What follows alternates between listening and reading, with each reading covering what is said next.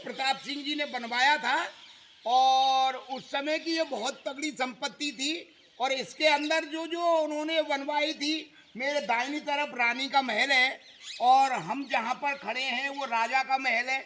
मेरी बाईं तरफ उनका यहाँ पर पलंग आसन लगा रहता था। और इसके अंदर एक रानी का महल, राजा का महल, अंदर इसमें एक स्विमिंग पूल था जो वर्तमान स्कूल चल रहा था इसलिए बंद कर दी थी।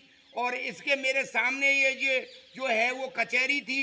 और मेरे इधर बिल्कुल ठीक इन फ्रंट ऑफ मी ये यहाँ पर वो बनी हुई थी कैश के लिए खजाना।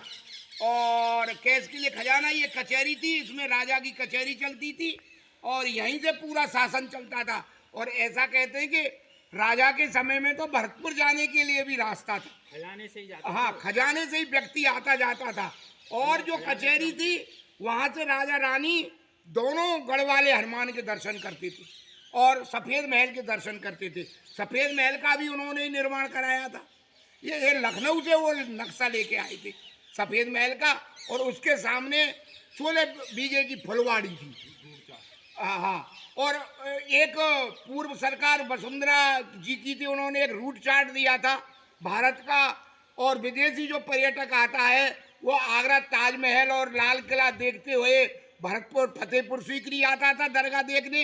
दरगाह देख के वो भरतपुर का घना देखता था और घने से वो बंदवारेठा का बांध, और बंदवारेठा के बांध से राजा का वो एक महल था, वहाँ से बयाना का किला देखते थे।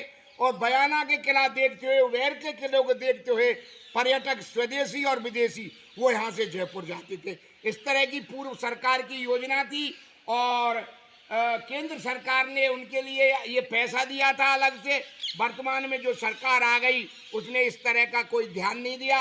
अगर आज भी इस पर ध्यान दे तो सैकड़ों लोगों को यहाँ पर रोजगार मिल सकता है और ये जो राष्ट्रीय संपत्ति और पुरातत्व की जो धरोहर है उसकी साथ सुरक्षा हो सकती है। सरकारों के लिए कोई भी कार्य भारी और कठिन नहीं होता है। इसलिए मैं पूरी दोनों सरकारों से निवेदन करूंगा, रिक्वेस्ट करूंगा, वेर की जनता जनार्दन के माध्यम से, सब लोगों की यहाँ की नगर पालिका के माध्यम से और प्रशासन शासन के माध्यम से मैं ये गुजारिश करूंगा इस वेर के किले को पुनः उसी दशा में लाया जाए ताकि यहाँ पर पर्यटक आ सकें। जय हिंद, जय।